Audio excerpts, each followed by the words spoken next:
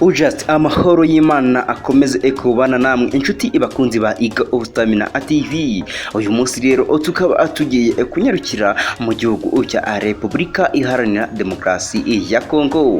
Umutwe wa M23 urashinja Perezida Felix Antoine Tshisekedi wa Kongo Kinshasa kwirengagiza amasezerano bagiranye nyuma gato yuko yari amaze gufata ubutegetsi, ahubwo agahitamo kuwushozaho intambara.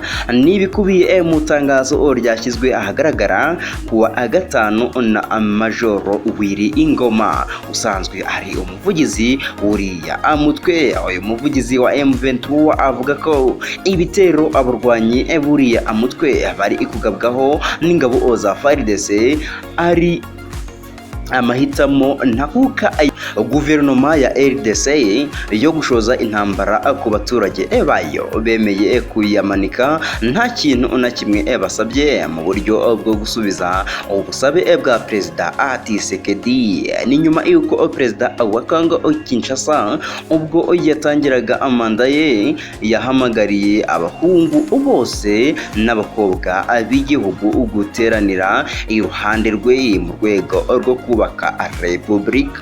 M23 ivuga ko kubera ubutumwa bwa Tshisekedi yahise itangira kumwoherereza amabaruwa atandukanye, ndetse inagenda yandikira umuhuzabikorwa w'urwego rushinzwe gukurikirana ishyirwa mu bikorwa ry'amasezerano yashyiriweho umukono i Addis Abeba muri Ethiopia hagati ya M23 na guverinoma ya Kongo Kinshasa. Ni amasezerano yashyizweho umukono muri 2013 yaragamije gushyira iherezo ku mirwano impande zombi zari zimazemo igihe. Umuvugizi wa M23 yagaragaje kopi iz'amabaruwa uyu mutwe wagiye wandikira Perezida Tshisekedi kuva kuwa 26 Mutarama 2019, ubwo wamwandikiraga bwa mbere umushimira ndetse unamumenyesha ko witeguye gufatanya nawe mu rugendo rwo guharanira ubwiyunge n'amahoro hagati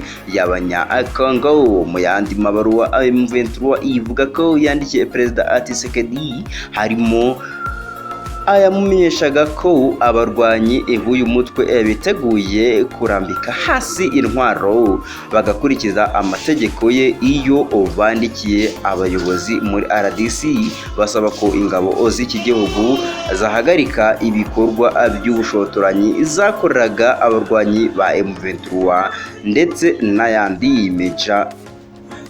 Ngoma kandi yanagaragaje amabaruwa M23 yagiye yandikira rwa rwego rwashyizweho ngo rukurikirane ishyirwa mu bikorwa by'amasezerano ya Addis Abeba mu rwego rwo kwibutsa ibyo impande zombi zari zaremeranye. M23 ivuga ko mu gihe yandikiraga ayo mabaruwa yose yari yaranohereje itsinda ry'intumwa zayo Kinshasa mu rwego rwo kwihutisha gahunda yayo yo kurambika intwaro ikayoboka ubutegetsi bwa Tshisekedi. Izi ntumwa ngo zamaze Kinshasa amezi 14 zamaze ziganira n'abategetsi ba RDC mbere yo gusabwa kugaruka mu birindiro bya M23 mu Rutsuru, kuko nta gahunda yagaragaraga yo kwihutisha ishyirwa mu bikorwa rya gahunda yo kurambika intwaro uriya mutwe ufite.